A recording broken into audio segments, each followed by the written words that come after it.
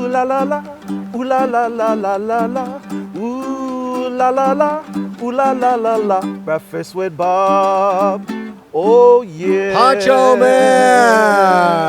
Way to go, Poncho Man. We are presented by ES Sports Nutrition, Cliff Bar, Timex, Roca, Tanya Porter Resort, Rudy Project, and Slow Twitch. Our next guest, Mr. Brent McMahon, two-time Olympian. How you doing? I'm doing great. It's exciting to be, sitting on the lava here by the ocean, a few days out from the world champs. Especially a Canadian guy being in the weather here. This is pretty sweet. Well, I'm a little bit spoiled. I've been living in Maui for the last month and a half. Have you really? Yeah, so, it was just a short hop over to here. So talk a little bit about Maui training. I haven't heard many people train on Maui before. I know, I'm trying to keep it a secret. Sure, there's nobody's watching. Here, we'll be fine. No, it's awesome over there. Really? It's a little quieter, and there's a great variety of riding. There's short, steep hills, and you can ride 26 miles up to 10,000 feet. So yeah. There's all the climbing you want, and Yes. there's flat roads and Safe roads. safe roads and plenty of wind. So And good running trails? yeah, you can run in the cane fields, and I've got a wow. grass loop around a park that I've got all measured out. So Look at you for a rookie, Yeah. knowing all his secret spots. I love that. So, Brett, take me back. Growing up, what were your sports? I did a little bit of everything, my parents, I had a lot of energy, so my Yeah. parents wanted me to spend that energy. So, so they put me, whatever I wanted to do, they put me in it. I Yeah. played water polo, I swam, I ran in a track club, Yes. I mountain biked, I rock climbed, whatever there was to do, I You did did it. it. I played soccer.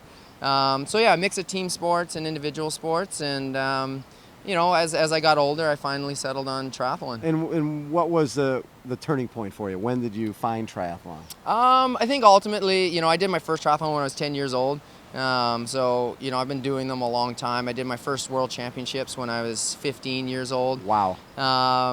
So I've been doing it a long time. And my coach, Lance Watson, who I've worked with for I was going to say 20 years? 20 years, yeah. Wow. Was he still racing when he was working with you? He was just finishing up racing, and and he had a group of athletes, and he saw that I had some ability and some Yeah. talent, and so he just kept on me. I'd go and mountain bike and play water polo in the winter, and usually fall and hurt myself, and he'd be like, You really shouldn't be doing that. yeah, you'd be faster if you weren't injured through the winter. And so really, once I graduated high school, that was the first year that I actually trained all the way through the year. Right. And so it was kind of that year that was like, okay, this is something I enjoy, that I Yes. could be really good at, and I could make the national team and qualify for the Olympics. And so was 2004, you make your first Olympic team.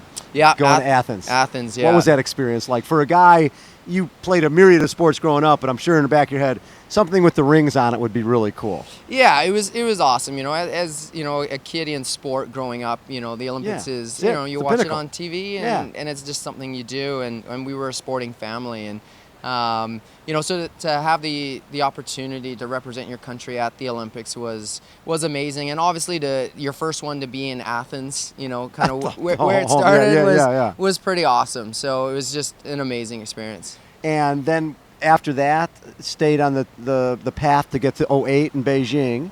Yep. But doesn't happen. No. How tough was that for you?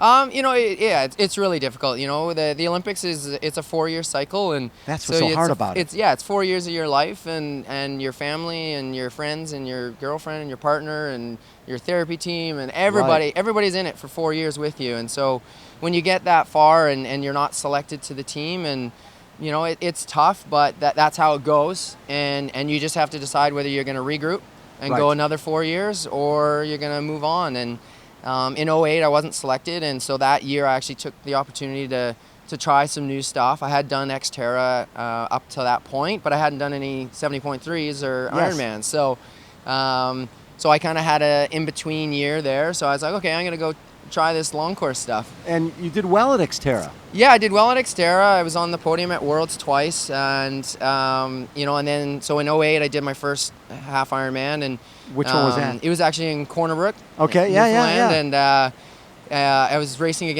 against Croy at the time, Oh. and he and I were toe and toe. And actually, previously the weekend, I'd passed out at the finish line, At a different race? Yeah, in New York. Okay. And so I started to not feel so Oh, hot. New York Triathlon. The New York Triathlon. Yes, and that was an Olympic distance. That was an Olympic distance. So now you're going to go longer after Longer. collapsing an Olympic distance. Yeah, so that didn't pan out too well. So I actually had to pull out of Corner Brook. Yes. But then I went back, to some training, and then I did which one was the next one? Muskoka. And that's where I got my spot to the the first Worlds. Clearwater Worlds. Yes. Yeah. And then and how'd you do it at Clearwater Worlds? Clearwater. That was a long time ago. I know. You're supposed to know these stats. Yeah, exactly. I think I was. I have no idea. That's good, but all I do know is along the way when we look at 2007 Pan Am's, got a silver, lost Andy Potts. First ITU World Cup 2011. So that the build up to 2012 was going well. Yeah. And you get to go back. Yeah. 8 years in between. Mm-hmm. Did you appreciate it more knowing that this is probably your last Olympics? Yeah, definitely. Before I started that Olympic cycle for Yeah. London, I knew that was going to be my last Yes. one. After Beijing, it was like, okay, do I have one more of these in me? Yes. And it was like, yes, I do. And will it be the last one? And it's yes, Yes, it is. it was. And so Yeah. as an athlete, when you put all your eggs in one basket, there is no other option. And so I was able to get there and do what I wanted to do. And close that chapter. It closed that chapter. How tough was the transition from that Olympic format with draft legal to non-drafting? Did you feel that, okay, now I can use my weapon, which is the bike? Yeah, I think having done some 70.3s and having, I won my first 70.3 in New Orleans Yes. in 09, and so I had been successful at it. So in 2013, it wasn't necessarily about how are we going to do well at it. It was more how are we going to do a whole season of 70.3 and stay racing. healthy. Yeah, and stay healthy and stay strong. And so Lance and I, we kind of figured that out in 2013, and I had some great races, and that's when I won St. George. The North America Championships, Yes. and so that was a good year. And then 2014 was kind of the year. Ironman Arizona, 7:55:48. Yeah, I mean, you're talking any triathlete goes 47 minutes in the sim, 4:21 and 2:43 for the marathon. At that point, you must have been like, okay, I get what the training has been about. Yeah. This is working. Yeah, and it was just kind of like, okay, we've done the right stuff to get ready. So when you look at this year, have you felt like this has been a good year for you? Yeah, this year was, we decided that Kona This was a goal. Yeah. So the other stuff was stepping stones. Stepping stones, and so I actually did quite a bit less racing than Good. 2014, and It seems like you love to race. I do, and it's so much fun to push yourself. Yes. But with Kona, you have to balance racing and being ready for Kona. And, Right. And that's what kind of Lance has worked with a lot of athletes, and so he understands that whole progression and what each athlete needs to do to be ready for Kona. Some athletes need to race a lot. And, for me, this is my first time here, so we wanted to be more conservative, and so we dialed it back. And I wanted to do another Ironman, and, because Arizona went really well, it went smooth, but I wanted to kind of go through that again and see, okay, if I make any errors or stuff like that. And so Brazil was kind of the main race in the early season. Yes. And so that was another great experience and went really well again. Did you go sub-8 there too? Went sub-8 again. So you're like, oh, this Ironman thing's easy. yeah, what's a big deal? Everybody Sub-8. says it's 8 and a bit, and I'm like, no, it's only 7 and a bit. 8 or less. It's 7 and change. Yeah. That's there you go. I love that. You got, wow, 2 Ironmans and both of them sub-8. Yeah. Now, is this your third?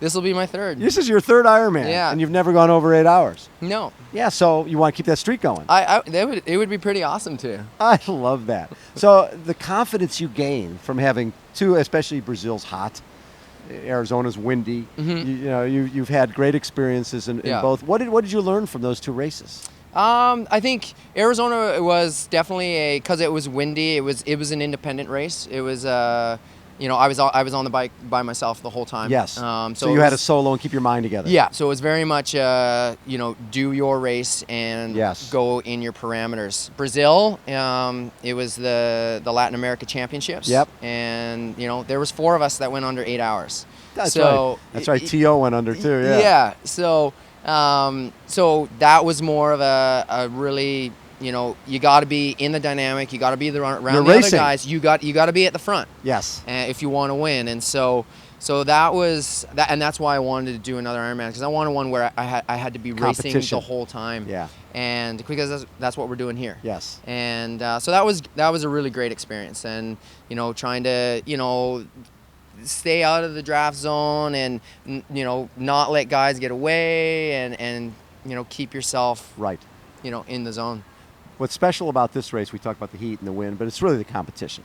I mean, there's no other race where the level of competition, maybe 70.3 Worlds, but the level of competition with everybody ready for this race on this day. I'm imagining, because you haven't raced much this year, that you're pretty excited about race day and going against the very best there is in the sport. Yeah, it's for years I've watched this race, and I've watched all the best come here and race head to head, and so it's so exciting to be here and to get on the start line and race the best of the best in Kona. Did you spend a little time on the bike course here? Yeah. I earlier in the year for my winter training camp while I was in Maui, Lance came over here. Yeah, Lance and I flew over and spent 6 really hard days on the course, and then just 2 and a bit weeks ago, Lance and I again flew over here for 5 days and spent another hard number of days on the course, and so I've got a good taste of the different winds and different heat conditions and coming in and out of the lab. Yes. And I had a couple of meltdowns, and so so I think I've gone through a lot of what potentially can happen out there. You having a guy like Lance who has seen it all, trained people for Olympics, Olympic distance and Olympics, trained people for the Ironman. It allows you not to have to think about stuff, right? It allows you to just sort of follow his lead. Yeah, but that's the great thing about Lance and I. It's collaborative. Yeah, we're a partnership, yeah. and so we discuss a lot of stuff. We discuss everything really. Yeah. And and so we're always giving and taking from each other, and talking about how am I going to do on this course? What am I going to do? And he's going to say, this is what you're capable of, and this is what you can do, and then I give my feedback on how I feel. Love that. Brent, thanks so much for taking time. No problem. I really appreciate it. Again, we are presented by EAS Sports Nutrition, by Cliff Bar, Roca, Tanya Pura Resort, Rudy Project, Slow Twitch, Poncho Man. Take us out. Ooh la la la, ooh la la la la la la, ooh la la la, ooh la la la la. Breakfast with Bob. Oh yeah, Poncho Man.